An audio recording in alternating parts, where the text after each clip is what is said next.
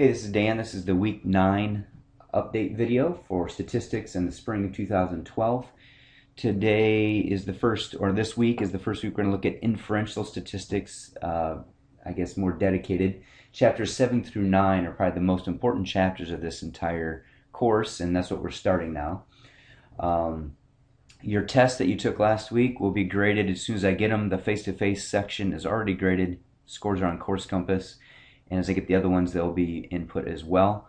We do have a spring break next week, the 19th through the 23rd, so I won't have any updates there, but you'll be welcome to continue to work on that. I do things a little bit differently than the book for these chapters. On chapters 7 through 9, we're just going to take a look at section 7.2, and I'm going to pull up Course Compass here. This is the multimedia library. I'm sure you've seen this before, but just to kind of show you what we're doing. This week, we're only going to look at section 7.2, which is about estimating a population proportion with a confidence interval. And then we're going to also do 8.2 and 8.3. So we're going to do 7.2, 8.2, and 8.3, which is all about proportions with confidence intervals and hypothesis testing. This is a little easier because it only uses the Z table, which we're used to. And it brings home the idea of a confidence interval, which is used to take a sample and infer that to the population it comes from. So if we find a sample, we want to find out, let's say 30% approve of a certain candidate or whatever. The question is, what is the true population proportion? So we take the sample statistic and try to infer that to a population parameter. And so I've posted a few videos on Blackboard here. So if you look at videos over topics from chapters 7 through 9, and videos with inference with proportions is where we want to go. And I've posted 4 videos here to get us started with confidence intervals and then hypothesis testing with proportions. The formulas are very similar. The distributions are the same, the Z table we've been using, so I think this is a good place for us to start, and I would encourage you on Course Compass to do section 7.2, 8.2, and 8.3 this week. And then I'll keep adding to this portion of Blackboard as well. So then after spring break, we'll start talking about means. Same idea, confidence intervals and hypothesis testing with means.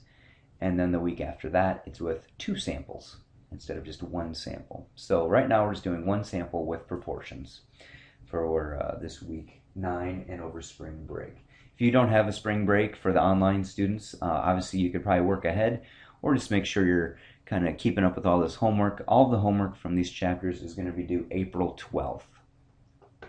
So we've got several things going on here. So we've got, I want to show you the formula sheet also, 7 through 9, and I'm going to go to the formula sheets and tables, and I'm just going to pull up the stat. This is the kind of the big, ugly, nasty formula sheet, so don't freak out when you see this, but this has honestly all the formulas we're going to use for these the rest of the course. And then what I want you to focus on now are the Z multipliers for confidence intervals, and that's since we're using the Z distribution with proportions. These are what we call our Z multipliers. And you remember when we've talked about like 1 standard deviation, 2 standard deviations, 3 standard deviations, what percent of the data? Remember kind of the empirical rule? Well, this is what we're going to use. If you want 90% of the time to capture the true proportion, we go at 1.645 standard deviations. If you want to get 95%, you use 1.96. If you want to get 99%, you go a little more. So that is like a bag that keeps getting a little bigger and bigger, trying to capture the true population proportion. And so the formula we're going to use is right here, confidence intervals for proportions. This is your sample proportion. This is your multiplier, which we take from here. And then this is what we call our standard error. It's kind of like the standard deviation for proportions. Again, this is our sample proportion. Let's say it's 0.3. Q hat would be, and these are hats.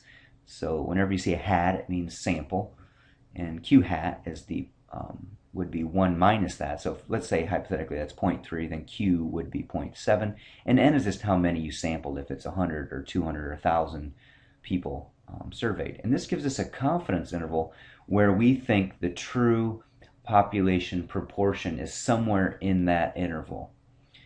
And then the other formula we'll use is on hypothesis testing, and this again is the one z-test for one proportion is what we're focusing on this week. And then there's our sample proportion, and this is what we thought the population proportion should be. Let's say we thought 32% of the we thought 32% wanted the candidate. The question is, did what we sampled, is it, how far away is it from what we thought? And this is the same thing. This is the standard deviation, or kind of our ruler, like we've done before with z-scores. And we're just trying to figure out how far away is our sample from what we thought the population was. And so those formulas, or those videos I put on the site here, and but I just want you to focus on this formula. This is z-test, so you use this for hypothesis testing with proportions, one sample. And then here is the confidence interval formula for proportions. So just focus on those two this week. And if we feel good about those, I think it'll be easier for us to transition to all these other things. And we'll explain those as we get to them as we move forward. So hope you're having a good week. Put a good hard week in this week. And if you're on spring break next week, take a little time off so you feel recharged to get ready for the last push of the course.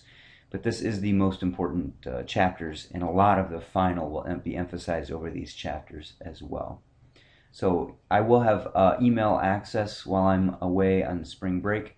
So if you want to contact me, I can try to help you over that time as well. But I will not have another update video probably until the 26th. And but I encourage you to get those 3 sections done on Course Compass. And if you want to work ahead, that's fine. I'll have more resources available for you on the site as well.